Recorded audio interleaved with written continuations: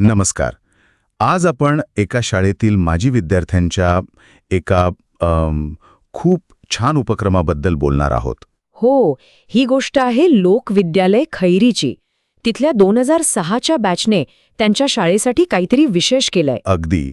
आणि आपल्याकडे याबद्दल माहिती आहे ती म्हणजे खुद्द लोकविद्यालयानेच प्रसिद्ध केलेल्या एका आभारपत्रातून. बरोबर.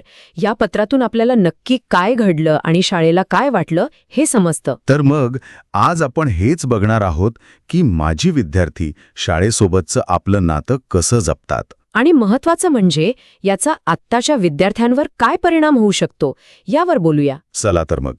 सुरुवात झाली ती एका देणगीने. 2006च्या बॅचच्या विद्यार्थ्यांनी एकत्र येऊन शाळेला मदत केली. हो, 17,000 रुपयांची मदत आहे ती, क्रीडा साहित्य घेण्यासाठी. बरोबर, 17,000 रुपये. इतक्या वर्षानंतर शाळेसाठी एकत्र येऊन एवढी रक्कम उभी करणं हेच खूप आहे, नाही का? नक्कीच. पण मला वाटतं रक्कमेपेक्षाही जास्त महत्वाचा आहे त्यामागचा विचार, म्हणजे हेतू. तो काय आहे नेमका? पत्रात म्हटल्याप्रमाणे उद्देश हा आहे की ग्रामीण भागातले जे गरजू विद्यार्थी आहेत त्यांना खेळांमध्ये आवड निर्माण व्हावी, त्यांना संधी मिळावी आणि शाळेतून चांगले खेळाडू तयार व्हावेत. म्हणजे शिक्षण फक्त पुस्तकापुरतं नाही? अजिबात नाही. यातून सामाजिक बांधिलकी, मूल्य याची जाणीव होते. हेच खरं शिक्षण म्हणायला हवं. हे अगदी खरंय. आणि ग्रामीण भागात खेळाच्या संधी तशा कमीच असतात, त्यामुळे ही मदत महत्वाची ठरते. हो ना. पत्रात उल्लेख आहे की श्री स्वप्नील गोफणे यांनी हा धनादेश शाळेकडे सुपूर्द केला. मुख्याध्यापक श्री सचिन ढोके आणि क्रीडा शिक्षक श्री आतिश चव्हाण यांच्याकडे. आणि हे पण महत्वाचं आहे की ही एका व्यक्तीची देणगी नाहीये. नाही, बरोबर. शाळेने आवर्जून नावं घेतली आहेत. कुमारी शुभांगी गौरकार, गौरव चौधरी, नीरज मोहता असे अनेक जण आहेत. म्हणजे ही एक काय म्हणतात त्याला सामूहिक कृती आहे.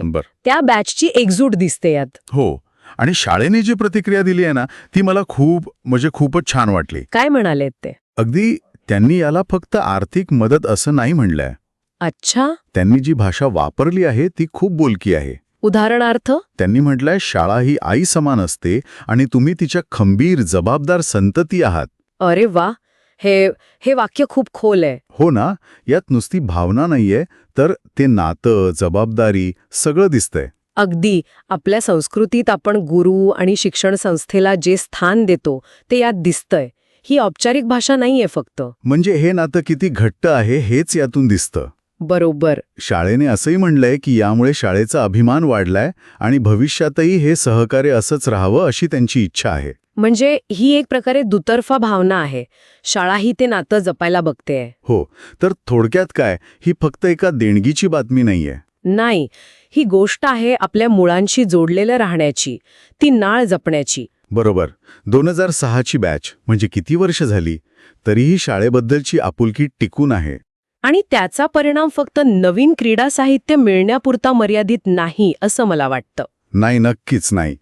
त्याचा एक मानसिक आणि प्रेरणा देणारा परिणाम सध्याच्या विद्यार्थ्यांवर होत असणारच.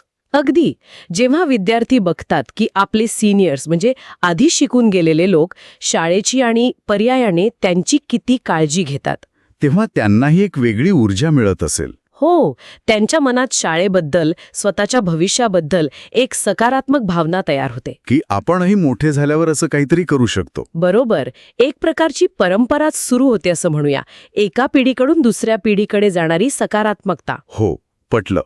आणि म्हणूनच मला वाटतं की या घटनेतून मिळणारा जो बोध आहे तो फक्त क्रीडा साहित्यापुरता नाही. ही गोष्ट आहे सामाजिक जबाबदारीची, कृतज्ञतेची आणि सातत्यपूर्ण संबंधांची. अगदी बरोबर. आणि इथेच मग एक विचार मनात येतो. विचार करण्यासारखी गोष्ट आहे ही. काय? तर त्यांच्या आकांक्षांवर,